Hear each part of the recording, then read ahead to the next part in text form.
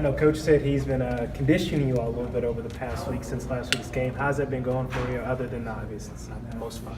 I mean, it's been good for us. Like you said, it's not the most exciting things to do on the court, but we need it, and we all know we need it. And for us to be a great team, we got to be in great shape, be able to play long defensive possessions and use our legs to get on offense and transition. So it's important for us, and it's something that we're improving on. Sasha, what do you think you can get out of playing some other teams over the next week, even if they're not great opponents? I think it's just great for us, all get in the same uniform, all on the same side, play a new opponent, get to play guys that, haven't been, in our practices, watching all our plays. We all, it's just different to get out there against other competition. It's going to be good for us, to come together and just to grow. For you individually, what are you kind of working on right now? Conditioning, like I just talked about. I'm in way better shape, and that really allows me to do a lot more things. Just being, just having that wind, allows you to see a lot more things in the court and not have to worry about that. Coach claims that you guys aren't as swaggy. You don't have the "we got this" type group that you did last year. He claims he's being a little bit more patient with you all. Have you noticed that in practices this year at all? He tells us he's being patient. He's saying, "I'm gonna be patient with you guys. You're all young. We're a young team, but in terms of the swaggy and we got this, I'm not sure if there's any self-doubt. I don't think that's what he's trying to say. I think we had a lot more. We had a lot of different personalities in last year's team, and we have different personalities here, and we work well together, and we're confident and excited headed into the season."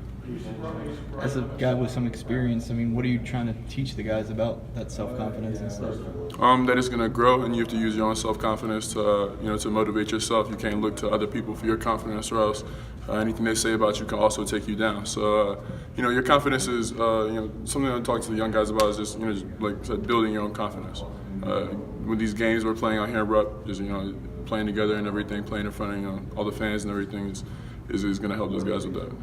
Sasha, with as versatile as so many of you are, playing different positions or whatever, does that kind of add the time it takes to learn each other and learn how to play as a team and all that? Somewhat. I think the versatility and like you said, positionless basketball is definitely. We all have to learn different positions, obviously. We have to. You don't just learn the four, and you learn every play of the four. I think it's something people have been seeing a lot. Not just here, but in the NBA, seeing LeBron playing all five positions and talking about how he knows all the plays of all five positions. So that's something that we do here, and we're all emphasis. You got to know what everybody else is doing to play off of them and make reads. So it's something that we're still learning, but I think it's gonna when it comes together, it's gonna look good. Shea said he'd never been coached the way Cal is coaching right now, stopping practice all the time. Even Cal said maybe you guys don't get in the flow and get in great shape because he's stopping so much.